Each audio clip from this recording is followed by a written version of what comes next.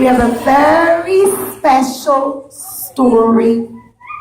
You know, on Sunday, just a couple of days ago, it was Tisha B'Av, we were commemorating how the Bet HaMikdash got destroyed. Remember, it was a fast day. So I have a story today that happened after the Bet HaMikdash was destroyed. And it has a very special lesson for us. So the Bet HaMikdash had gotten destroyed, and it was very sad. And everything was left broken. All there was left on the Har HaBayit, on the mountain where the Bet HaMikdash stood, was a lot of broken stones and desolate land, like just open spaces. And there was no more Bet HaMikdash there. One day, 4 of our rabbis were walking on the Har HaBayit. It was Rabbi Akiva and Rabbi Elazar ben Azariah and Rabbi Gamliel, Rabbi Yehoshua. And as they were walking along to see the place where the Bet HaMikdash used to stand, he looked around and they said, "Oh, look at it. It's all broken. It's so sad." Rabbi Akiva said, "I know. Oh, Hashem, I hope it gets built very soon." And all of a sudden, walking where the Bet HaMikdash used to stand, and in fact where the Kodesh HaKodashim was, the most holy of all places, was a little fox.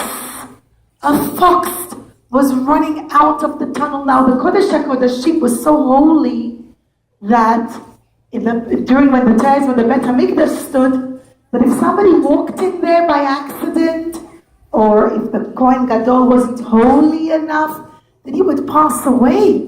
And now, on that very same place, was running around a little fox. All the other rabbis started to cry. Rabbi Gamliel cried, and Rabbi Elazar ben Azariah cried, and Rabbi Yehoshua cried. But Rabbi Akiva, he laughed. If you could see my picture, children, Sigmara has 4 faces. 3 of them are crying, and 1 of them is laughing. And the 3 rabbis turned to Rabbi Akiva and they said, "Rabbi Akiva, we don't understand. Why are you laughing?" They said, "Well, why are you crying?" And they said, "What do you mean? Look, it's so sad. It's so sad." The prophecy of Uriah, one of our prophets, came true. He said that the Bet HaMikdash place will turn into a forest, and it has. And Rabbi Akiva said, "That's exactly why I'm happy, because just like there's the prophecy of Uriah, there's also the prophecy of Zechariah, another one of our prophets. And he promised that after the Bet HaMikdash area becomes a place of like a forest where little foxes live, after that, Hashem will build the Bet HaMikdash." So now that it became like a forest, now I know the next thing that's going to happen is Mashiach's going to come. So I'm so excited. And they said, but Rabbi Akiva, maybe the Jewish people don't know to learn Torah so well now. They've gone into Galut, and they've had to go to Rome and all over the world, and they're so sad. And he said, but don't worry, the Jewish people will keep learning Torah, and it will keep us strong. And besides, Hashem loves every Jew, even a very simple Jew who doesn't know too much about Torah and mitzvot. Hashem loves every single Jew, and Hashem helps every single Jew. And I'm going to tell you a story about a Jewish man who was very simple. His name was Yankle. Yankle was a drunk all day long. Yankle loved to drink wine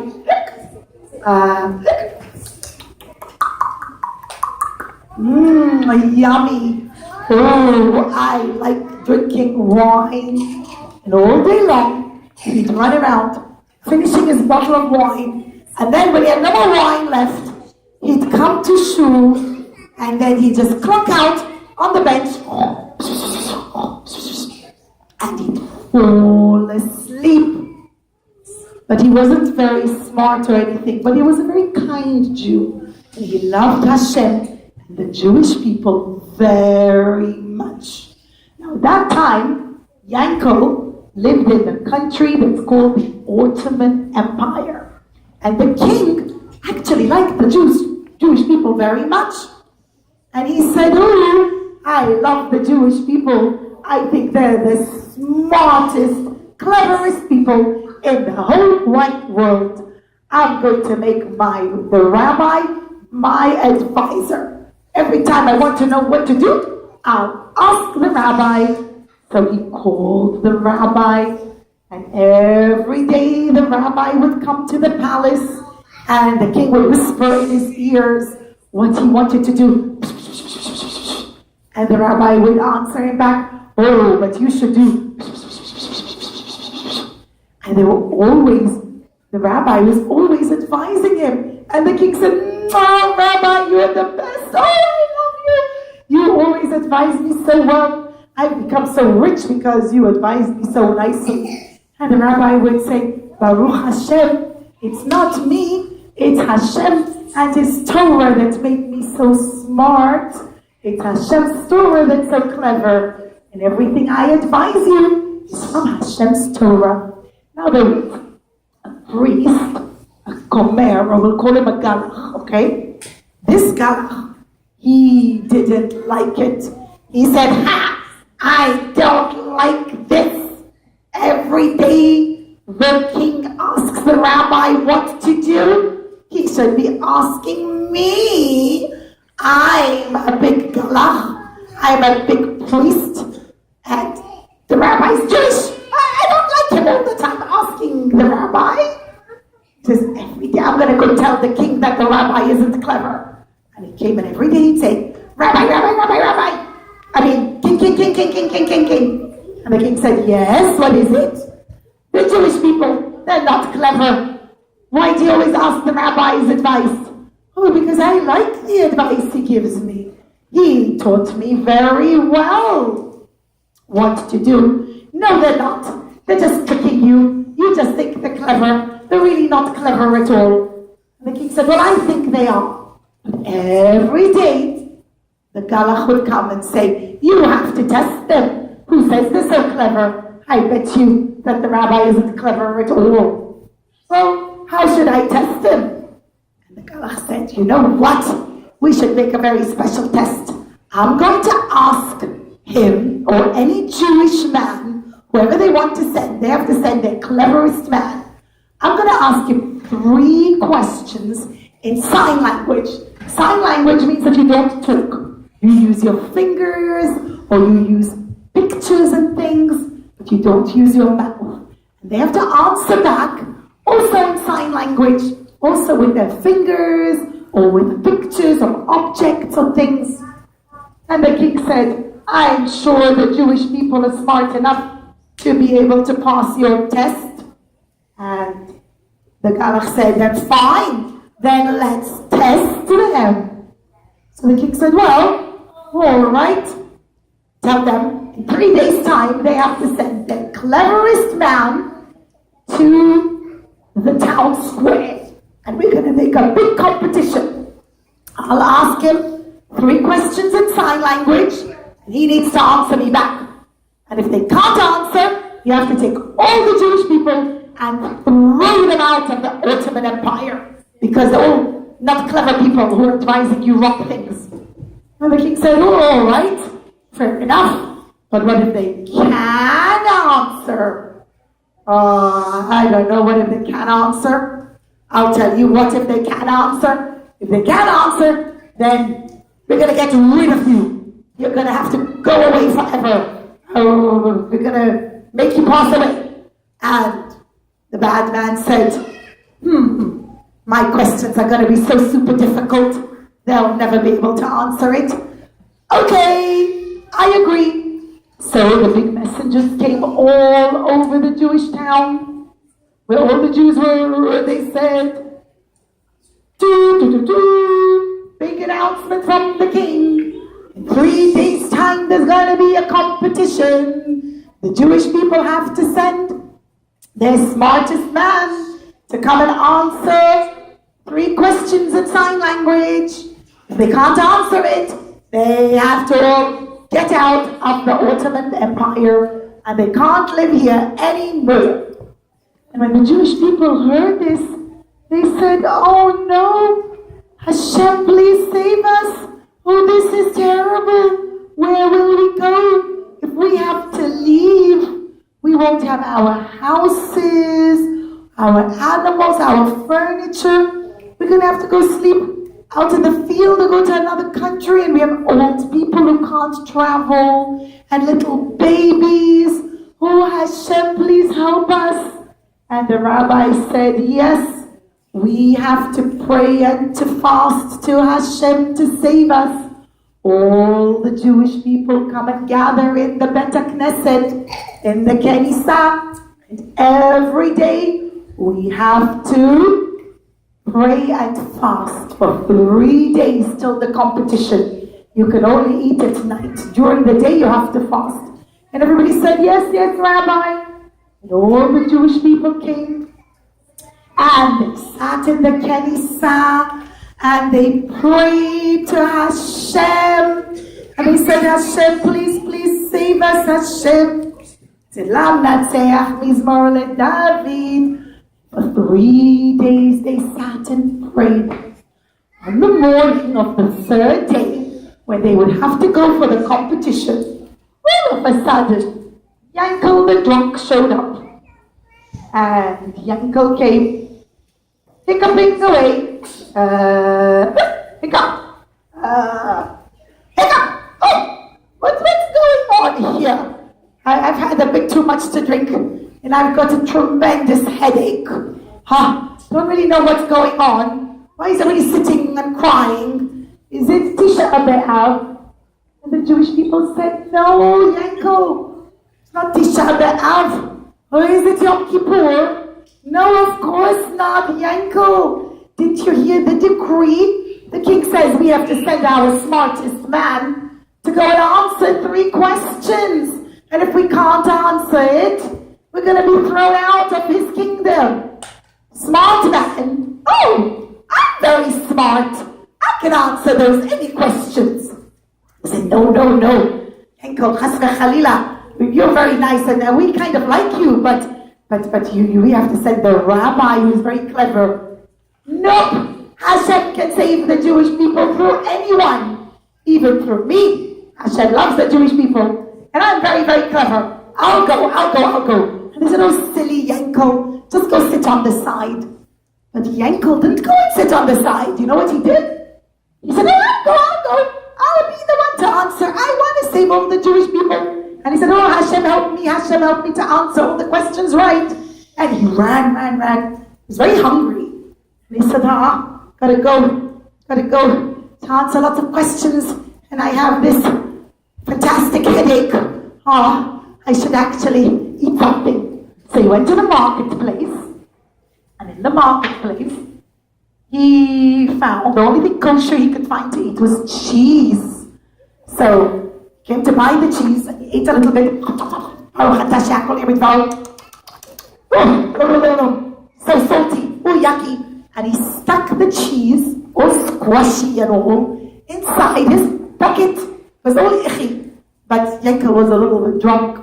Either way, he went and he continued to the town square where the competition was taking place. And all the Jews were gathering and walking and coming quickly. And the king said, okay, everyone, we want to start the competition.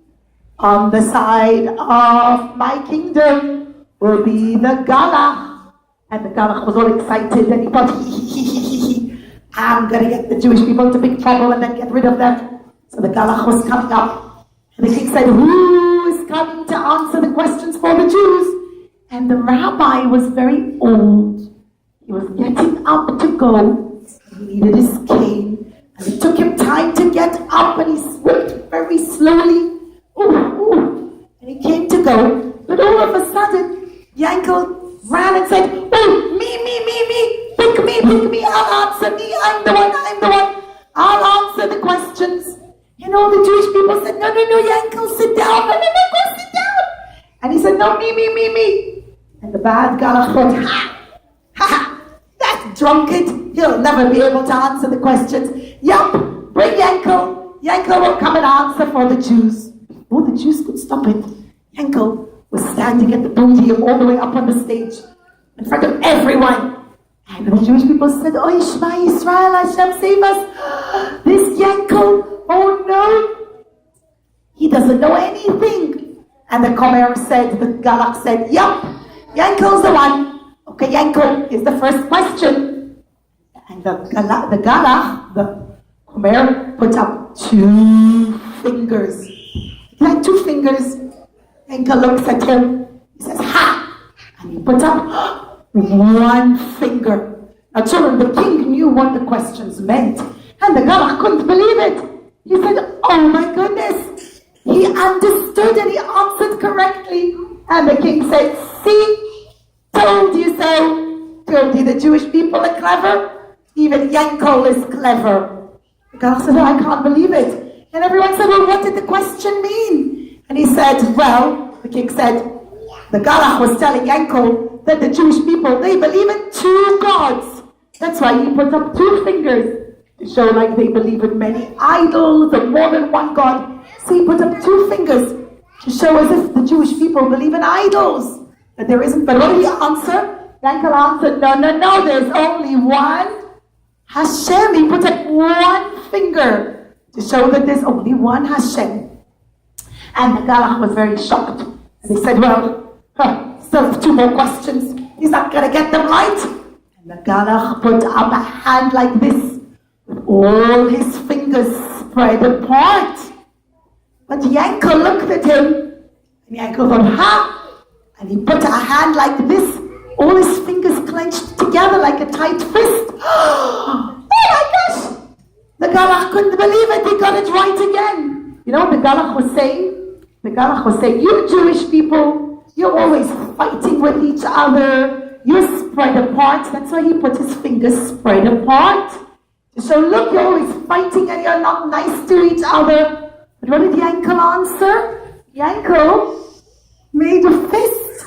And he said, no. All the Jewish people are united. They're all together. They're all friends. And they love each other. They're all together. Now the Galach was really worried. He couldn't believe how Yankle was able to answer so well. And with a trembling hand, the Galach held up 1 bottle. A bottle of red wine. And his hands were shaking and shaking, and he was so scared and trembling with a bottle of red wine. And all of a sudden, Yankle put a big smile on his face, and he pulled out white cheese from his pocket. Remember he bought white cheese? Do you remember? When he went to the marketplace? Well, he had the squishy white cheese in his pocket. No, he took it out, and he put the white cheese out. And the Galach completely fainted. And he said, it's off with my head now. Oh no, they're going to get rid of me now. Oh, he got all 3 questions right. You know why? Because the Galach was saying the Jewish people, they all the time want to hurt people. And so he held up red wine like blood, as if to show that the Jewish people are full of sin and they want to hurt people and to kill people, chas v'chalila. So he made like red wine, like blood, like blood flowing, like to hurt other people. But instead, Yankle held up white cheese to show, no, they're not. Jewish people are full of mitzvot, they're very kind, they're very nice, they never hurt anyone, they're very clean and white, they're nice. And everybody was so happy. They picked up Yankle and they said, "Oh, Yankle, you're the best. Thank you so much for saving us." And they said, "You were so clever. I couldn't figure it out myself. How did you figure it out?" They carried Yankle on their shoulders. They said, "Yankle, you're amazing." And he said, "Oh, it was very easy. You know, that Galach was very mean. I just got up on the stage and you know what he said? He held up 2 fingers, meaning he wants to hurt me and poke out my 2 eyes with his 2 fingers. So I told him, I'm not scared of you. You try to poke my eyes with your 2 fingers, I'll poke both your eyes with only 1 finger. So children, Yankle was silly, he couldn't understand. He muddled it up. But Hashem made that the answer was correct. And then Yankle said, you know what, then he was so mean. He held up his hand. He said, he's going to give me a slap. So I told him, you dare give me a slap? I'm going to give you a punch. That's why he put his hand like that. Again, Yankle couldn't understand. He muddled it up. He didn't understand that the Galach was saying that the Jewish people are spread apart. He thought the Galach was saying that he wants to give him a slap. So Yankle put his hand like this to say, I'm going to give you a punch. But it really looked like he was saying that the Jewish people are united and are together. And the last thing that Yankle said, you know, he got so scared, he was so afraid of me, that he wanted to make a party. So he held up wine. And I thought, oh, yummy wine. Yeah, I want to go to a party. I'll be friends with you. But it's not nice to come to a party without anything to eat. So I said, okay, let me bring something. But the only thing I had with me was this white smelly cheese. I pulled it out to show him, look, I'll come to the party. And here's my cheese, I'm coming. And you know what? I don't know what happened. The Galach fainted. But you know what, children? Yankle made a whole mistake, but it still saved the Jewish people. Because Hashem says, I love all the Jewish people. And anyone, and even a simple person can save the Jewish people. You know what, children, what the Lubavitcher Rebbe tells us? Remember we started the story about how the Bet HaMikdash was destroyed and there were foxes living there? And some of the rabbis said, well, how can we bring Mashiach? The Jewish people are all over the world. They haven't learned enough Torah. Not all the Jews are big rabbis. Not all the Jews sit in yeshiva and learn all day. How are we going to bring Mashiach? Well, you know what the Lubavitcher Rebbe tells us? He says that we can bring Mashiach simply by saying we want Mashiach now. So we will be zoche that very soon Mashiach will come.